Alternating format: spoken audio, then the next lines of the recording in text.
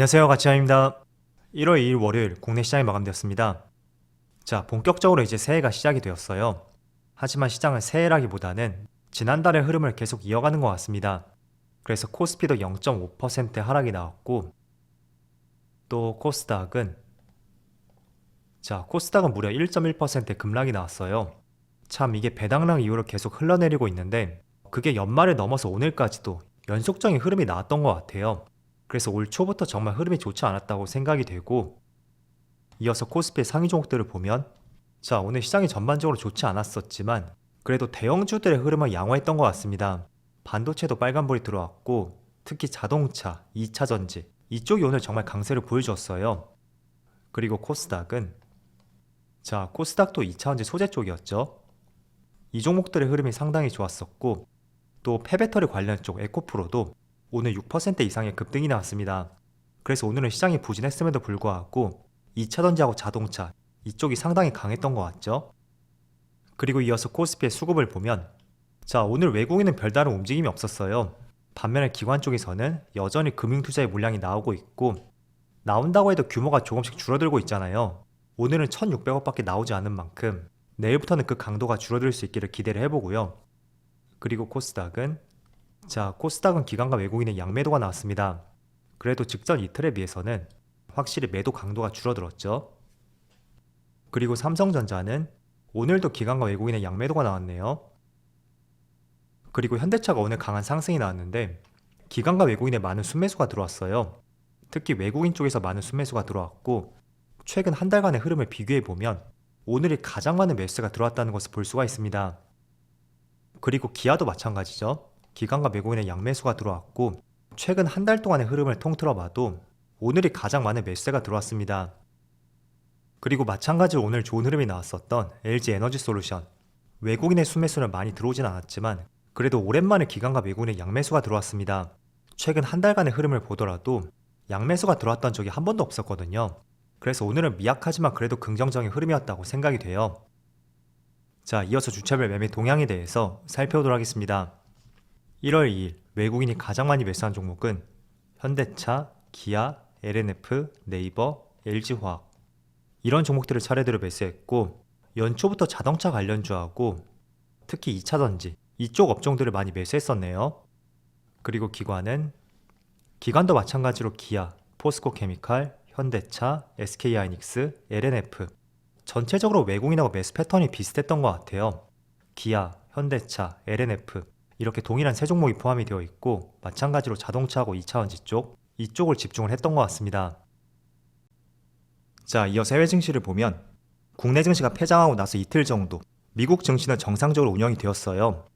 그래서 이틀간의 흐름을 보면 그 전날에는 S&P 500이 1.7%, 또 어제는 보합권 내에서 이틀간에 약 1.7%의 상승이 나왔습니다. 그리고 나스닥을 보더라도 이틀 전에는 2.6%의 상승이 나왔고, 지난주 마지막 날에는 거의 보합으로 마무리가 되었어요. 그리고 다우지수도 이틀 전에는 1%, 또 금요일은 보합을 보여주었죠. 자, 그래서 전날 이틀 동안의 흐름을 보면 미국 시장이 나쁘지 않았었거든요. 특히 금요일 같은 경우에도 시장이 많이 빠져서 출발했었는데 그걸 다 회복을 하면서 거의 보합으로 돌렸던 만큼 오늘은 국내 증시가 좋은 모습을 보이지 않을까라는 기대감을 가져봤습니다.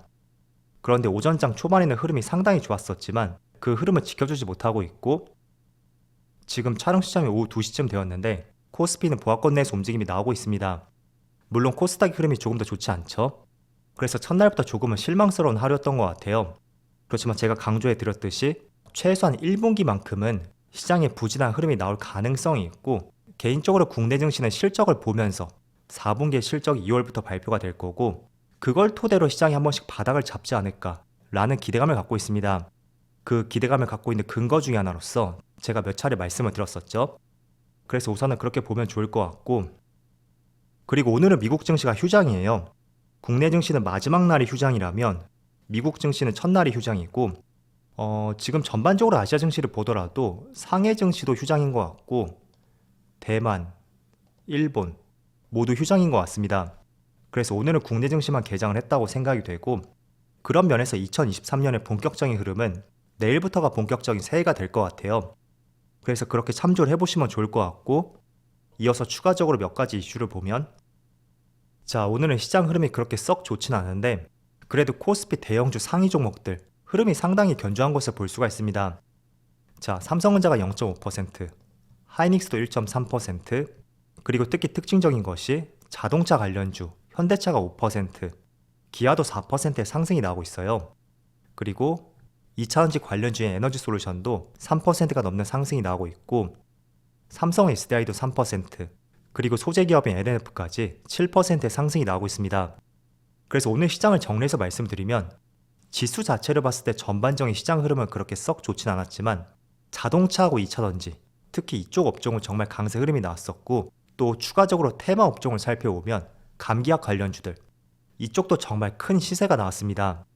감기약 관련주는 제가 계속 말씀을 드렸었던 주요 업종 중에 하나였을 거예요. 그래서 이런 종목들이 상승이 나온 배경을 살펴보면, 자, 최근에 현대기아차의 주가에 급락이 나왔던 것이 크게 두 가지 이슈가 있다고 생각이 되거든요. 첫 번째가 미국의 보조금 문제, 그리고 두 번째는 미국 시장을 중심으로 업황이 조금씩 꺾이고 있다는 것이 기사를 통해서 나타나고 있었거든요. 그래서 작년 업황은 상당히 좋았다고 하더라도 이게 더 좋아지기에는 어려울 수가 있지 않나 라는 우려감들이 섞인 시점이라고 생각이 돼요. 그래서 그런 시점이 있었기 때문에 주가에 급락이 나왔었고, 그런데 보조금 문제에 있어서는 약간의 기대감을 가져볼 수 있는 정말 좋은 재료가 나왔습니다. 자, 미국에서 국내 전기차에 대해서 상업용 판매에 대해서는 보조금을 지급하겠다라는 발표가 있었고, 예를 들어 렌터카나 리스 목적이 될 수가 있겠죠. 그래서 이런 부분에 있어서는 조금은 갈증을 해소할 수 있는 재료가 될 거라고 생각이 되고, 그렇지만 근본적인 문제에 있어서는 단순히 상업용 판매가 아니라 국내 전기차의 보조금 혜택을 주어지는 것이 주된 해결점이라고 볼 수 있어요. 그래서 이런 기사가 나왔고, 오늘 현대기아차가 4% 이상의 급등이 나온다고 해서 본격적인 변곡점이 될 것이다, 그렇게 보기에는 어려울 수도 있습니다. 그래서 어쩌면 단발적인 상승에 그칠 가능성도 있고, 그런 면에서 자동차 관련주가 본격적으로 돌아서기 위해서는 저는 이 전제 조건이 아닌 한국산 전기차에 대해서 보조금 혜택이 주어졌다 라는 기사라든지, 그리고 올해는 업황이 조금은 부진할 것으로 예상이 되잖아요. 다음 달 실적 발표를 통해서 불확실성을 제거할 필요가 있다고 보고 있습니다. 그래서 오늘 크게 상승이 나와서 기대감을 조금은 가져볼 수가 있겠지만, 기대감이 크면 또 실망이 클 수 있는 만큼 전제 조건으로서 주가의 상승이 나온 것은 너무 크게 기대감을 갖지 말자, 그렇게 말씀을 드릴게요. 그래서 이런 이슈가 있었기 때문에 국내 2차전지 관련주들도 오늘 같이 수혜를 보지 않았을까 라고 생각이 되고요. 그리고 오늘 감기약 관련주들, 자, 감기약 관련주는 어느 정도 우리가 예상을 했었던 재료예요. 중국에서 코로나 확진자 수가 크게 증가하고 있고, 또 일본에서 사재기 열풍이 벌어지고 있고, 이게 국내까지 미치고 있다 라는 기사들을 보셨을 겁니다. 그렇다 보면 국내에서도 대란을 막기 위해서 우리나라 사람들이 먼저 구매를 할 가능성이 있고, 그런 부분도 단기적인 재료가 더 이어질 수 있는 하나의 재료가 될 수 있잖아요. 자, 그런데 주말 사이 나온 기사를 보면 중국발 입국자의 PCR 검사를 강화했고, 또 단기 비자도 발급을 중단했다는 발표가 나왔습니다. 자, 그렇다 보니까 단기적으로 봤을 때 기대감을 가지고 있었던 리오프닝 관련주들, 특히 화장품, 항공, 카지노, 여행, 이런 업종들이 오늘 크게 주가에 급락이 나왔어요. 반면에 국내에서는 감기약 관련주라든지 또는 코로나 치료와 관련된 종목들, 그쪽 업종들의 강세가 두드러졌는데, 국내에서도 감기약 판매를 1인당 3통으로 제한하겠다는 하나의 기사가 나왔습니다. 자, 그래서 오늘 국제약품이라든지 경남제약, 이 종목은 오늘 상한가로 갔네요. 그리고 산소호흡기 관련주인 메가이시에스, 이 종목은 22% 급등이 나왔습니다. 반면에 화장품 관련주인 청담글로벌은 7% 급락이 나왔고, 하나투어도 2.3%, 호텔신라도 3%, 그리고 롯데관광개발도 6%, 이렇게 리오프닝 관련주에 급락이 나왔어요. 그래서 제가 지난주 마지막 날에도 말씀을 드렸듯이 이렇게 선을 하나 긋고 지금은 과도기 측면이라는 것을 이해할 필요가 있다고 말씀드렸어요. 본격적으로 위드 코로나를 시행했던 만큼 확진자 수 증가에 따른 부작용들, 그에 따라 반사 이익을 받을 수 있는 감기약 관련주라든지 코로나 예방과 관련된 종목들, 그런 종목들의 강세가 이어질 수밖에 없습니다. 하지만 정점이 지난다면 다시 한번 리오프닝 관련주들, 이런 업종들은 다시 한번 강세 흐름이 나올 수 있는 만큼 오늘 지금 리오프닝 관련주가 급락이 나왔다고 해서 이제 시세가 끝났구나 이렇게 보는 것보다는 조금을 텀을 두고 지켜보자 그런 관점을 가질 필요가 있습니다. 그래서 그 분기점이 춘제 기간쯤이 될 거라고 말씀드렸었죠. 그게 우리나라 설날 기간이거든요. 그래서 그 시점을 지난다면 확진자 수가 조금 안정이 될 것이고 그럼 항공편도 다시 늘리게 되겠죠. 그래서 그런 시점을 잘 포착해 보시고요.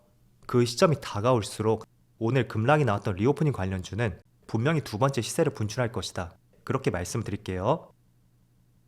자, 마지막으로 올해 초 일정들을 한번 살펴보면 이번 주 수요일에는 지난달 발표되었던 FMC 의사록에 대한 공개를 앞두고 있습니다. 그리고 목요일에는 CES 2023이 있고 CES 2023이라는 것은 올 한 해 테크 산업의 흐름을 알 수 있는 중요한 일정이라고 보시면 돼요. 그래서 올해 어떤 산업이 뜰 것인지 그걸 선제적으로 예측을 할 수 있는 만큼 하나의 중요한 이벤트라고 생각이 되고 또 금요일에는 미국의 고용 보고서 발표가 있고 다음 주 목요일에는 미국의 소비자 물가지수 발표가 있습니다.